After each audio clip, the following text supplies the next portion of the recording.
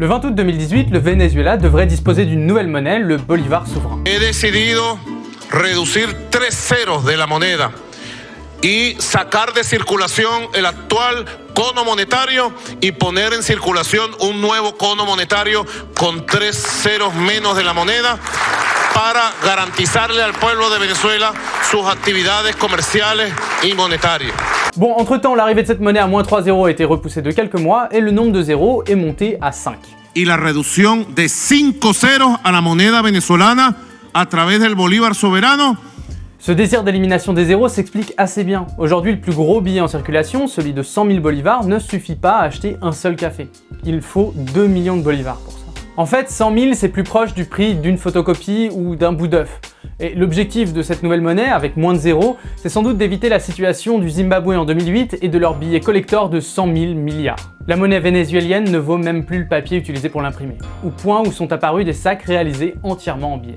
La conséquence, c'est qu'aujourd'hui, les Vénézuéliens sont tous millionnaires, mais pauvres. La plupart ne peuvent pas se permettre d'acheter des biens de la vie courante. Ce professeur d'université explique sur Twitter que malgré son salaire, et le minimum est fixé à 5 millions de bolivars, il ne peut pas acheter de nouvelles chaussures. Et ça concerne aussi la nourriture. Ce n'est pas une famine de l'ampleur du Soudan en 2017, mais les hôpitaux ont vu en 2016 une augmentation de 30% des décès des enfants de moins d'1 an. Et les docteurs y rapportent de nombreux enfants mal nourris.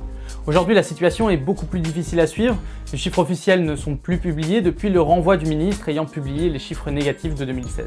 Mais cette chute de la valeur du bolivar et la pauvreté ne sont pas les seuls événements. La crise est également politique. Après la mort de Chavez et l'arrivée au pouvoir de Nicolas Maduro en 2013, des élections très contestées, des manifestations gigantesques et violentes ont eu lieu, les États-Unis et l'Union européenne ont imposé des sanctions économiques et plus d'1 500 000 Vénézuéliens ont émigré depuis 2014. Une révolution à l'envers pour la République bolivarienne du Venezuela. Un pays qui a été considéré comme un possible modèle du socialisme après l'arrivée au pouvoir de Chavez en 1999. Mais ça, c'était surtout avant sa mort et la crise économique, politique, qui débute en 2013. Avant 2013, ce pays était alors le plus riche de l'Amérique du Sud, grâce à des réserves de pétrole gigantesques. Le PIB par habitant était l'un des plus élevés parmi ses voisins, et le taux de pauvreté a chuté à partir de 2005. Et contrairement à certains pays pétroliers, comme l'Arabie Saoudite ou le Qatar, le gouvernement avait déclaré vouloir partager une partie de la rente pétrolière aux populations les plus modestes, grâce à des programmes de redistribution. Mais tout dans ce pays a été financé uniquement par la rente pétrolière. Les autres industries n'ont pas du tout été encouragées à se développer, ou lorsqu'elles l'ont éventuellement été, ça n'a pas suffi. Au final, l'agriculture, la manufacture, tout a disparu. Il ne reste que le pétrole et l'argent du pétrole, qui a représenté jusqu'à 95% des revenus du pays. Tout doit alors être importé, y compris médicaments et nourriture. En plus de la rente pétrolière, le Venezuela a emprunté, comme en témoignent les 63 milliards de dollars prêtés par la Chine entre 2004 et 2014. Des emprunts dont l'effet est quasiment invisible dans l'économie puisque même l'entreprise publique pétrolière, la PDVSA, n'a pas bénéficié de suffisamment d'investissements pour maintenir sa production si l'on en juge par la baisse de production de pétrole depuis 1997 et l'état des infrastructures aujourd'hui sur le lac Maracaibo. Généralement, la bonne gestion d'une ressource naturelle implique de garder une partie des fonds pour répondre à une période de baisse des prix. C'est l'idée derrière les fonds souverains, présents dans certains pays disposant de ressources naturelles comme la Norvège qui dispose de 1000 milliards de dollars, et c'est le cas également des Émirats Arabes Unis ou du Chili par exemple. Bref, le Venezuela, en plus de s'être rendu entièrement dépendant du pétrole, n'a pas mis en place les outils pour éviter une chute inévitable du prix du pétrole. Comme beaucoup d'autres pays avant lui, il a succombé à la malédiction des ressources. C'est une thèse en fait contre-intuitive à la base, puisqu'en général, quand un pays est richement doté en minerais ou en pétrole, on a tendance à dire que c'est une chance. Et à partir de 1995, il y a certains chercheurs, dont Jeffrey Sachs et Werner, qui ont en fait défendu la thèse inverse et qui ont dit qu'en fait ça pouvait être une malédiction d'être trop doté en ressources naturelles. Et on a parlé de tous ces sujets plus en détail dans un de nos lives en jouant à Petronia, un jeu où l'on conseille une présidente qui découvre un gisement de pétrole. Mais je vais revenir sur le sujet du bolivar, de sa perte de valeur et de ses conséquences. Le terme économique, c'est l'inflation. Et dans le cas vénézuélien, c'est un cas extrême d'inflation. On parle alors d'hyperinflation. Et si un événement similaire se déroulait dans l'Union européenne, il faut imaginer qu'un café ou une baguette à 1 euro vaudrait 12 mois plus tard 20 000 ou 30 000 euros. Si ton salaire augmente d'autant, tu peux te dire que c'est pas vraiment un problème.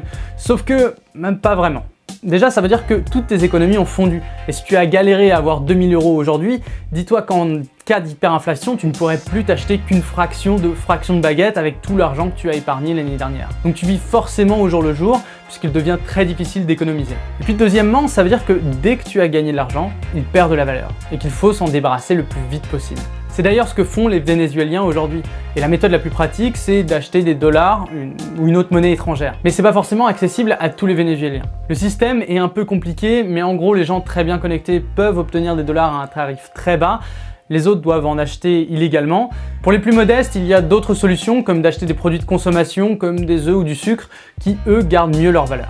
Sugar holds its value better than the melting bolivar. So Mila says you spend your whole paycheck on sacks of sugar, and those sacks of sugar are now your savings account. Those are the things you can hopefully sell or trade later to pay your rent or a cab fare. Maybe you can trade some sugar for milk or some coffee for toilet paper or anything that you need. Après, les phénomènes d'hyperinflation, c'est ni nouveau ni rare. Il y en a eu plus de 50 et c'est un problème qui est apparu avec l'invention de la monnaie. Et selon les historiens, l'inflation a même joué un rôle dans la chute de l'Empire romain. Ce que l'on sait par contre, c'est qu'un phénomène d'hyperinflation est très difficile à stopper. Les prix augmentent, souvent de plus en plus rapidement. C'est un cercle vicieux qui peut se prolonger pendant des années et des années. Par contre, les solutions sont vraiment violentes. Ça peut passer de l'abandon de la monnaie nationale, comme au Zimbabwe, où ils utilisent maintenant le dollar américain, ou par une politique d'austérité très sévère et une augmentation des taxes, comme en Argentine, un autre pays ayant souffert d'une hyperinflation dramatique. Il y a sans doute d'autres solutions, mais créer une nouvelle monnaie pour enlever 5 zéros n'en fait pas partie. Et cette mesure ne résout qu'un seul problème, celui de devoir amener des kilos de papier pour payer un café. Nicolas Maduro a reconnu que des erreurs économiques ont été commises, mais la cause pour lui viendrait d'ailleurs. Il critique l'ingérence des pays étrangers, notamment des États-Unis, qui, dès l'arrivée de Chavez au pouvoir, ont cherché à isoler le Venezuela sans toutefois refuser d'acheter leur pétrole. Bien sûr, avec Trump, cette hostilité a pris un nouveau tournant. We have many options for Venezuela. And by the way, I'm not going to rule out a military option.